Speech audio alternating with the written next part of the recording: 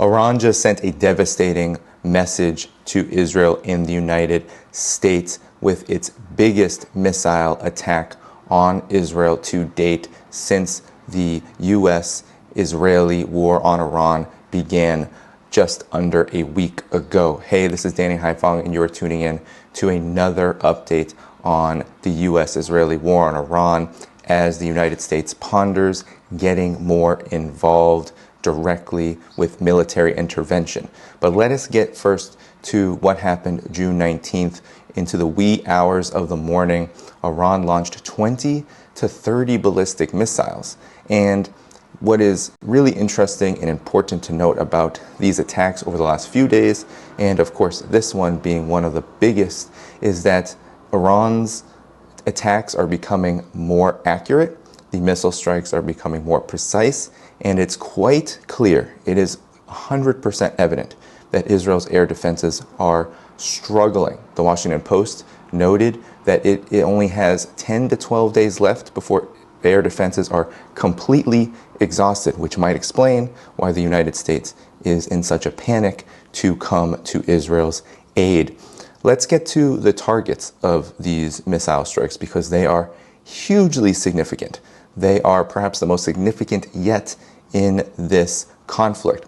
So the IDF Cyber Command, the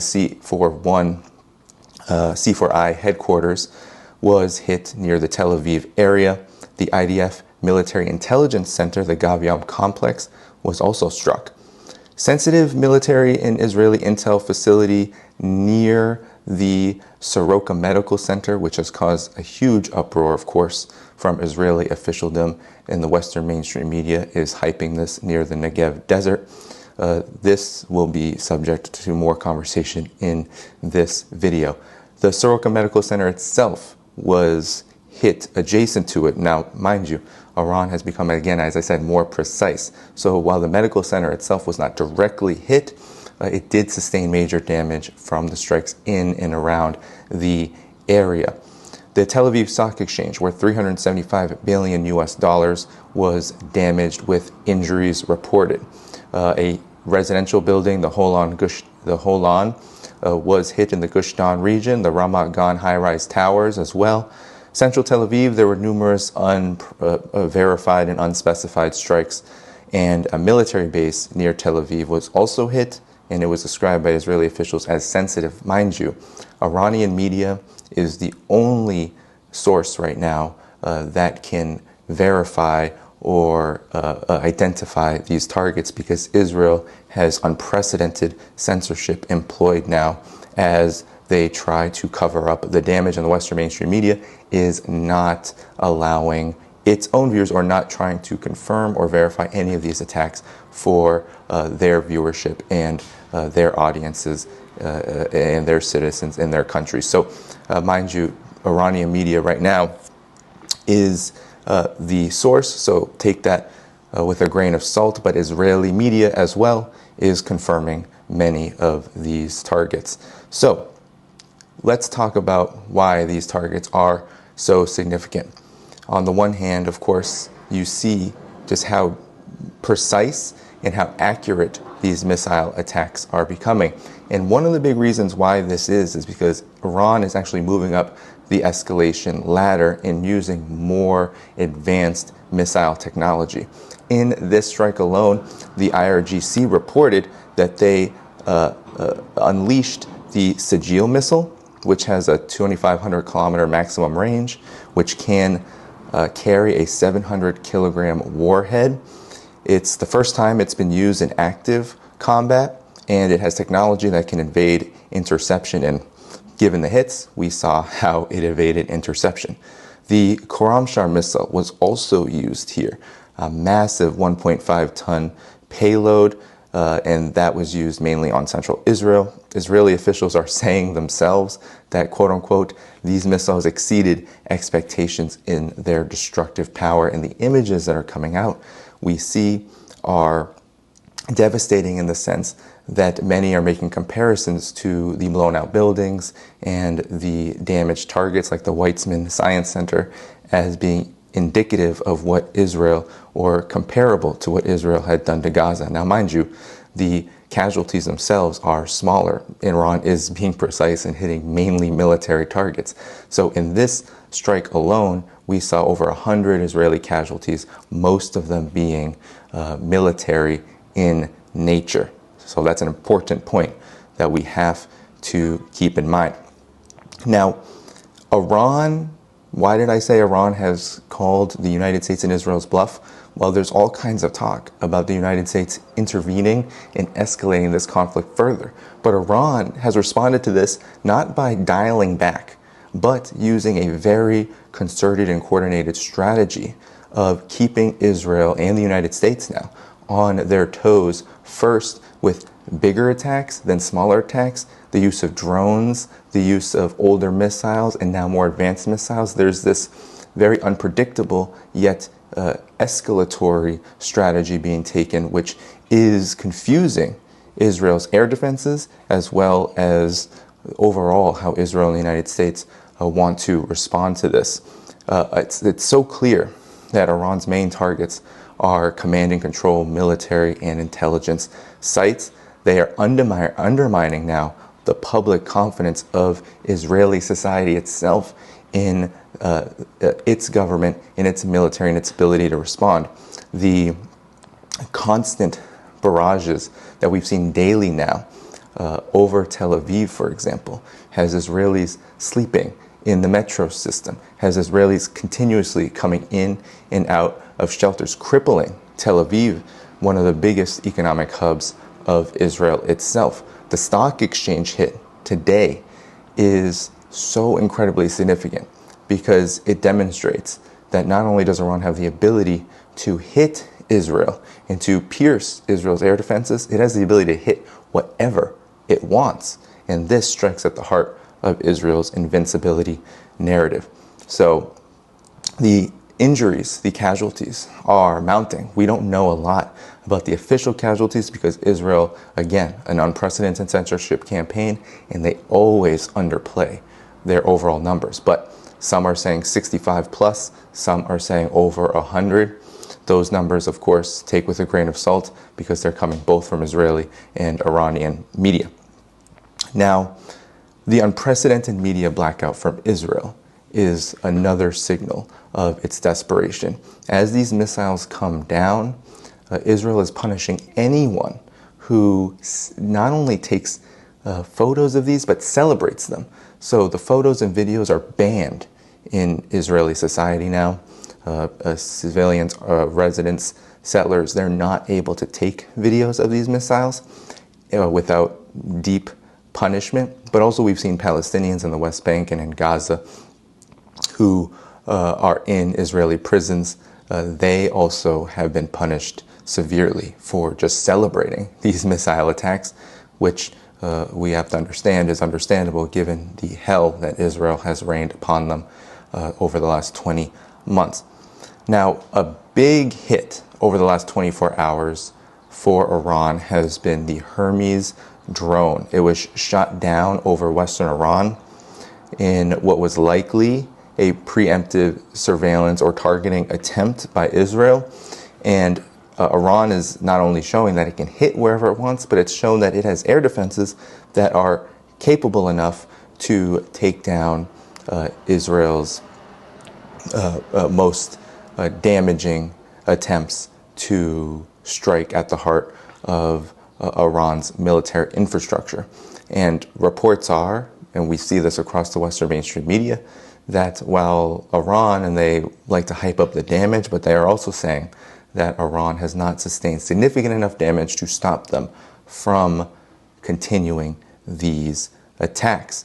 And while Israel is saying it dominates the skies of Iran and has committed many strikes that have damaged civilian infrastructure, some military infrastructure, and of course has killed over 200 Iranian civilians, it has not been able to stop Operation True Promise 3 or create any conditions where Iranian society turns against the government. All indications is that the opposite is actually happening. So these attacks on June 19th were a huge message to the United States and to Israel that despite threats of escalation, despite threats that Tehran has to evacuate, all their civilians have to evacuate, that at any moment the United States could strike a Fordo nuclear facility or more, despite the fact that Israel is saying that it is going to escalate even further its attacks on Iran. What is clear is that Iran is not backing down, and that its targets are becoming more precise, that its missiles are getting through Israeli air defenses with greater volume and number, and that the precision of these strikes and the strategy it is employing are sending panic through the veins and the arteries of the United States and Israel's war machinery. Iran is demonstrating the confidence not of a defeated country or people, but one that is very much prepared to defend itself and to move up the escalatory ladder if necessary. And of course, Iran has said that this is just the beginning. And I think this is why we see both U.S. and Israeli officialdom signal such panic, not only to the Western mainstream media, but it's clear that their response to all of this, the United States' back and forth response about whether they are going to intervene more directly, and of course Israel's response, which has been to threaten to escalate strikes on Iran, while according to most reports, essentially carry out the same volume of attacks as they have been, with actually some days being far reduced in numbers, terror attacks, car bombings. These are not the signs of a confident military strategy, one that is set to destroy the opponent. Iran does not look destroyed. Iran appears very much able and capable of hitting Israel, and hitting Israel incredibly hard. So this crisis that the United States and Israel find itself in has now sparked immense conversation and debate about what to do next. So on June 19th, before these missile strikes ended up raining down on Tel Aviv and surrounding areas, hitting, of course, these very strategic sites, the stock exchange, the military intelligence headquarters, etc. Donald Trump, Benjamin Netanyahu, and Keir Starmer in the United Kingdom all held emergency war room meetings. According to the Wall Street Journal, Trump has already approved strike plans. However, he has not given the launch order, and he told the media on the tarmac that he likes to make the final decision 1 second before it's due to happen. Now, this bluster and this confidence actually hides the fact that this debate is a lot more complicated than Donald Trump is making it out to be. Axios is reporting that U.S. officials close to U.S. advisors close to Donald Trump are asking the question, can these bunker busters that the United States will employ on Iran, can they destroy Iran's Fordo nuclear facility, which is buried deep in the mountainous regions of Iran? There's a lot of questions about Israel lacking the firepower that only the U.S. has. The U.S. wants to, of course, employ these 30,000-pound MOP huge bombs and use their B-2 stealth bombers stationed in Diego Garcia to drop them. The Pentagon says that they are ready to destroy Fordo. Trump is not necessarily convinced at this moment, which is why he has held off. But don't expect this to be held off for long. According to Bloomberg and other Western mainstream media sources, it could be any day now that the United States conducts its strike. A U.S. official told Axios that we're ready to strike, but want it to be necessary. And it's not just about dropping the bomb. This is likely coming straight from intelligence or the military itself, but it has to be a whole campaign. So it's quite clear and obvious that the United States and Israel are not confident, especially the United States are not confident that a strike on Iran's nuclear facility will not only destroy it itself, but create the conditions where Iran surrenders. Because remember, Donald Trump has called on the unconditional surrender of Iran, has threatened Ayatollah Ali Khamenei, the supreme leader of Iran, with assassination. All of this is supposed to threaten Iran and make Iran capitulate to the U.S.'s demand, which, according to the United States itself, is to stop Iran from building a nuclear weapon. But we know, as this has continued to play out, that really what this is about is regime change. Israel is far more honest about this. Israel wants to see the regime gone and wants to overthrow the Islamic Republic of Iran.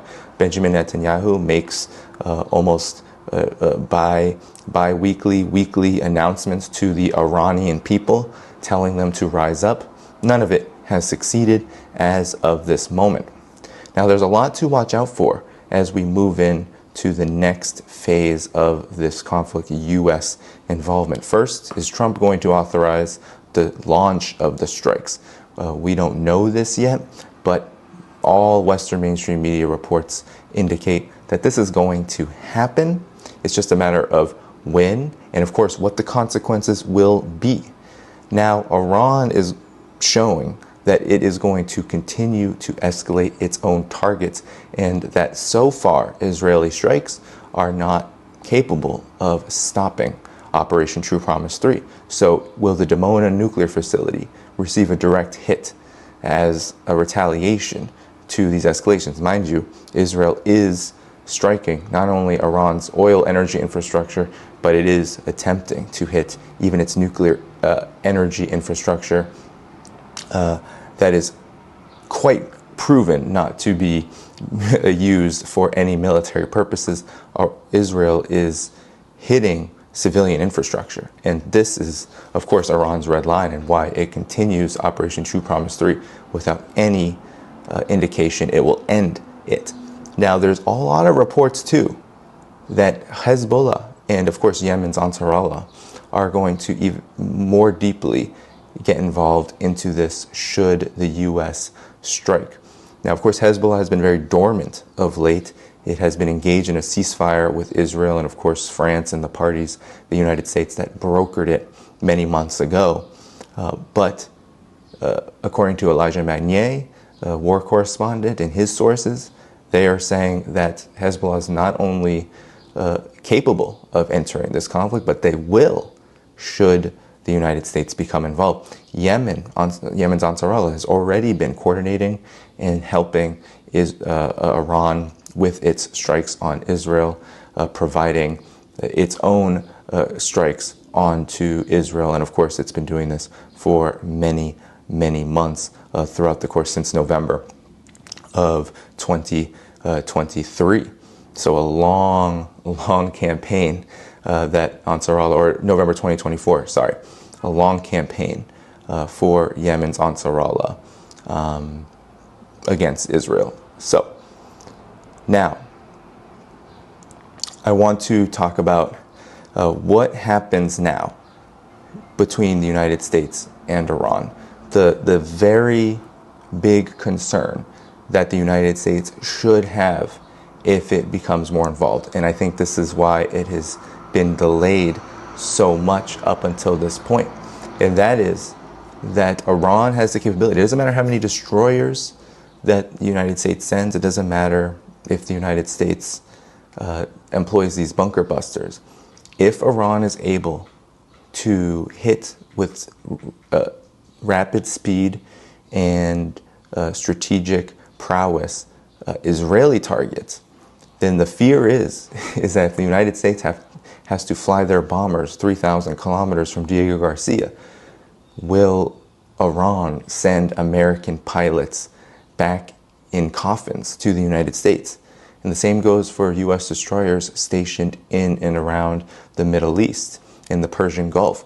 Will these destroyers sink to the bottom, and will there be body bags and coffins sent back to the United States? And can the United States really handle this, its political leadership, without massive unrest, instability, And of course, the pressures then for Donald Trump's administration to step up the war even further, leading to a catastrophic long war, which at the very least, Donald Trump is reporting that he wants to avoid.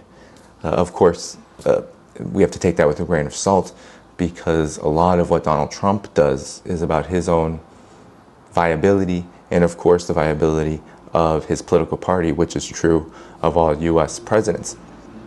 Now, a big concern, of course, also is the fact that the U.S. military bases surrounding Iran in the Gulf region, in West Asia, are all fair game. And Iran has said over and over and over again that it will target them, and the United States can do nothing about it, which is why we see evacuations from the UAE, from Saudi, from Qatar, from in and around the area, Bahrain. We see evacuations from the United States because these bases are very vulnerable, and they will be hit should the United States take the plunge and escalate this conflict. And then the question is, then what? So this is the big problem right now for the United States. It is witnessing and watching Iran's capabilities be far greater than they expected. Israel has already said it. This is one of the things about Israel, is that at times Israel is far more honest because of the grotesqueness of their overall military, of course, and political policy. Now we have to also get into the hype about this hospital strike, the Soroka Medical Center. The Soroka Medical Center is used primarily to treat injured soldiers, wounded soldiers that Israel has sent out mainly to Gaza. So there's a lot of conversation and talk all across Telegram, various channels, X, who are covering this, saying that it is quite ironic that Israel is calling on the international community to punish Iran for war crimes, when in fact, by the day, Israel is targeting hospitals in Gaza, schools in Gaza, not only in a similar manner, but in a much more damaging manner, because we've seen Palestinian babies, children, women, civilians all be not only mass murdered and killed, but we've seen their infrastructure destroyed and left in a place where it's unusable, and of course Gaza has become unlivable. Now, another irony that people are pointing out is that Israel always accuses Hamas and the Palestinian resistance of using civilian infrastructure like hospitals as military sites. And this medical center, the Soroka Medical Center, which primarily treats soldiers, also has surrounding it military and intelligence sites that Iran actually hit directly. And it was the blowback from those hits that caused the damage to the hospital. So people are pointing out, and those who are astute enough to critically think about this are pointing out that the hypocrisy is really laid bare for all to see. And this is a big part of Operation True Promise 3. This is a big part of the entirety of the Axis of Resistance's moves up until this point. There always has been a military, just in terms of military might, a huge gap between the resistance to Israel, the resistance to this genocide, the resistance to U.S. and Israeli warmongering in the region. There's always been a huge gap. Iran has not only closed this gap to a significant degree, to the point where it is causing huge problems for Israeli air defenses, completely exhausting them, as well as the United States having a difficult time figuring out what to do, which 25 years ago, the response would be 25 years ago, the response would be quite clear. It would be a total annihilation or an attempted annihilation of the Iranian government as quickly as possible. Those bombers in Diego Garcia would be launched as we speak. But there has been a significant delay in this, and that is because the United States is not confident in its position, even as Donald Trump's bluster is seemingly rising by the day. But that bluster is coupled with frustration and anger, and that is clear just from every media appearance he has made. Every time a reporter asks him about this, you can see it in his tone and in his face that this is not going well. So here we are, June 19th, a very significant day in Operation True Promise 3. Big attacks on Israel, strategic attacks, the Tel Aviv Stock Exchange, the military and intelligence sites in and around this medical center, the Soroka Medical Center, and of course many others which are causing not only significant damage to Israeli so-called society, but it is really putting the United States and Israel on notice about what can they do from here that will stop this.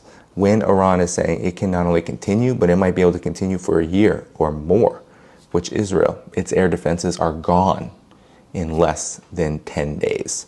The reports were 10 to 12 days, 1 to 2 days ago. The United States is on the precipice and on the brink of escalating this conflict, and we will have to see how it does this in the preceding hours and days ahead.